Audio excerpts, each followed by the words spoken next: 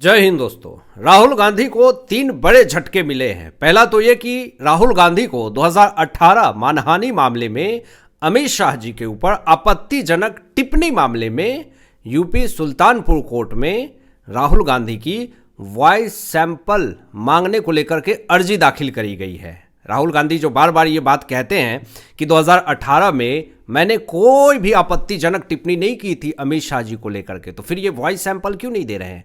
अब इसी को लेकर के सुल्तानपुर कोर्ट के अंदर राहुल गांधी की वॉइस सैंपल मांगने की अर्जी दाखिल कर दी गई है। हालांकि पहले जो राहुल गांधी खुद 20 फरवरी को कोर्ट में पेश हुए थे, चेहरा काफ़ी ज़्यादा लटका हुआ था, लेकिन इस बार जो झटका लगा है, वॉइस सैंपल मांगने की जो अर्जी दाखिल की गई है, इससे राहुल गांधी की मुसीबत बढ़ जाएगी। आपको कैसे बता रहा हूं।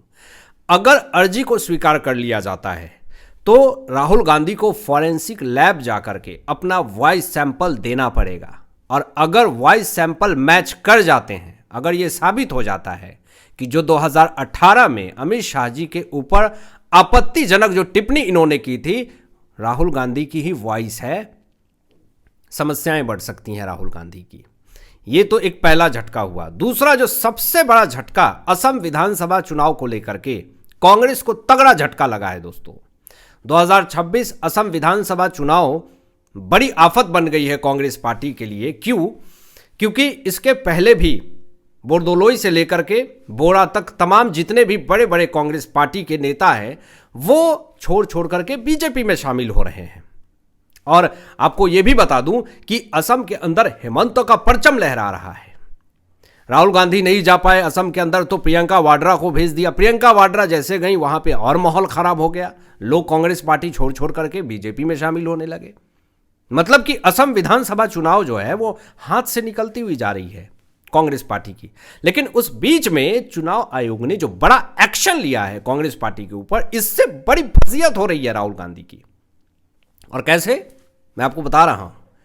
चुनाव आयोग, इलेक्शन कमीशन ऑफ इंडिया ने जांच किया, और जांच के बाद कांग्रेस के 3 उम्मीदवारों के नाम को रद्द कर दिया। यह बहुत बड़ा झटका माना जा रहा है असम विधानसभा चुनाव को लेकर के कांग्रेस पार्टी को, जिसमें कि आपको बता दें पहला नाम आनंद नरा है, दूसरा निर्बल लंथासा है, और तीसरा जो सबसे बड़ा नाम है विदिशा नियोग है, जो कि जालुकबाड़ी सीट से हेमंत बिस्वा शर्मा के खिलाफ लड़ने वाली थी, यही सीट से, जालुकबाड़ी से। लेकिन यहां पे इलेक्शन कमीशन ऑफ इंडिया की तरफ से विदिशा नियोग का नाम रद्द कर दिया जाता है, नामांकन रद्द कर दिया जाता है। तो ये एक बड़ा झटका माना जा रहा है कांग्रेस पार्टी के लिए।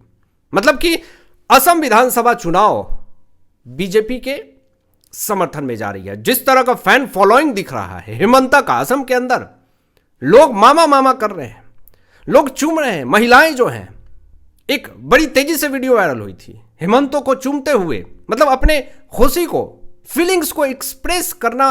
वो ये ना सोचे कि सामने कौन है, उम्र का भी नहीं थोड़ा भी ख्याल रखा गया। फीलिंग्स को एक्सप्रेस करने में इतना प्यार है असम में हेमंत के लिए, वहां की जनता का, जिससे कांग्रेस पार्टी पूरी तरीके से बौखलाई हुई है। और यही रीजन है कि कांग्रेस पार्टी के बड़े बड़े नेता जो हैं वो बीजेपी ज्वाइन कर रहे हैं, क्योंकि लहर है बीजेपी की हर तरफ।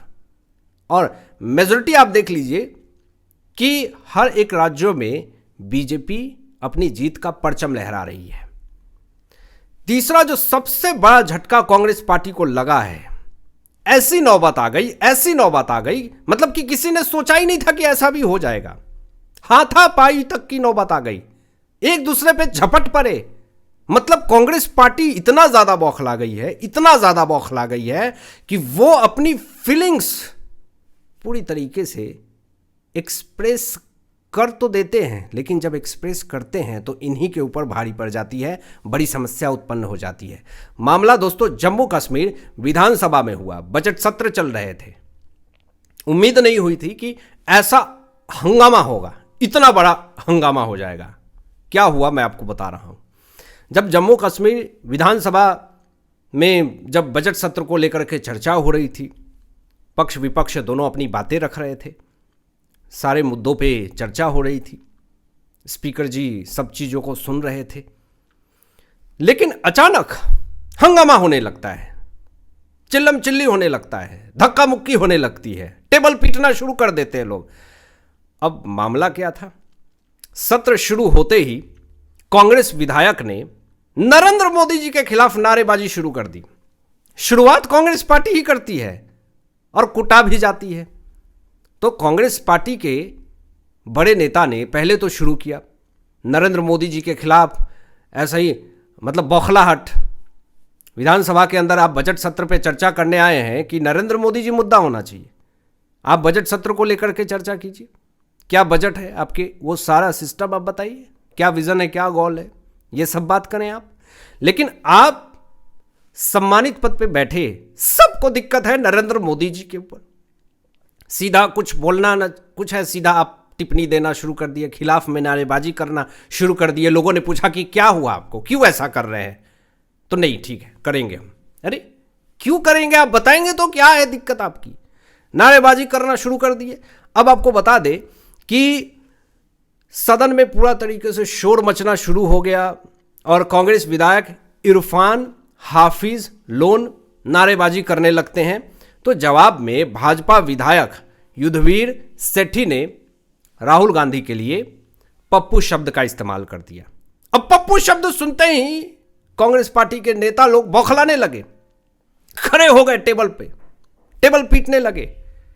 मतलब ऐसा शब्द कैसे बोल दिया, मतलब आप नरेंद्र मोदी जी के खिलाफ घटिया नारेबाजी कीजिए और अगर आपके नेता को लेकर के अगर भाजपा विधायक युद्धवीर सेठी ने पप्पू बोल दिया तो और ज्यादा माहौल गर्म हो गया। मतलब माहौल आउट ऑफ कंट्रोल हो गया, उसको संभालना मुश्किल था, इतना ज्यादा आउट ऑफ कंट्रोल हो गया, विवाद बहुत ज्यादा बढ़ गया, बहुत ज्यादा। और मैं आपको बता दूं कि जब विवाद और तेजी से बढ़ने लगे, माहौल इतना ज्यादा खराब हो गया जम्मू कश्मीर विधानसभा में बजट सत्र के दौरान, एक दूसरे पे झपट पड़े कांग्रेस विधायक और भाजपा विधायक, दोनों एक दूसरे पे, इरफान हाफिज और युद्धवीर सेठी दोनों एक दूसरे पे झपट पड़े, हाथापाई हो गई दोनों के बीच में।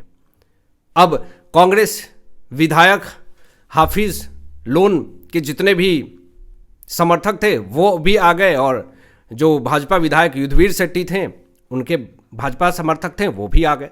भीड़ बहुत ज़्यादा हो गया, क्राउड, और एक दूसरे में हाथापाई और ज़्यादा होने लगी। स्थिति बिगड़ती ही जा रही थी, रुकने का नाम ही नहीं ले रहा था। स्थिति बहुत ज़्यादा जब बिगड़ गई तो सुरक्षाकर्मी बचाव के लिए आते हैं और बचाते हैं दोनों को, शारीरिक रूप से दोनों को अलग करते हैं और दोनों को अपने जगह जगह पे बैठाया जाता है और उनको बताया भी जाता है कांग्रेस पार्टी को, जिन्होंने शुरुआत करी थी कि नरेंद्र मोदी जी के खिलाफ नारेबाजी कर रहे थे, वहीं से शुरुआत हुआ मामला।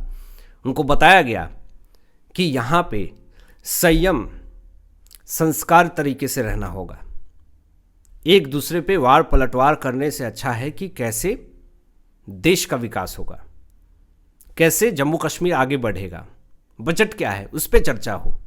इन सब चीज़ों पे, इन मसलों पे अगर बात होगी तो कुछ निष्कर्ष निकलेगा। आप नरेंद्र मोदी जी के खिलाफ नारेबाजी कीजिए और जब राहुल गांधी के बारे में जब बोला जाता है तो आप हाथापाई पे उतर जाइए, झपटने लगिए। ये ज़रा सा बचकाना लगता है। कांग्रेस पार्टी को अपने आत्मचिंतन की ज़रूरत है, वो आत्मचिंतन करे कि आखिर कहाँ पे गलती करी हमने जो कि ऐसी नौबत आई, क्यों भाजपा विधायकों के तरफ से हमें अच्छे से इलाज किया गया, भाजपा नेताओं की तरफ से इलाज किया गया, क्यों हुआ ऐसा। उनको आत्मचिंतन, आत्ममंथन करने की बहुत ज़रूरत है। आपकी क्या राय इन तमाम विषयों पे, अपने विचार व्यक्त कीजिएगा। मिलते हैं लेटेस्ट ब्रेकिंग एनालिसिस के बाद, तब तक अपना ध्यान रखें, ख्याल रखें। सत्यमेव जयते। जय हिंद।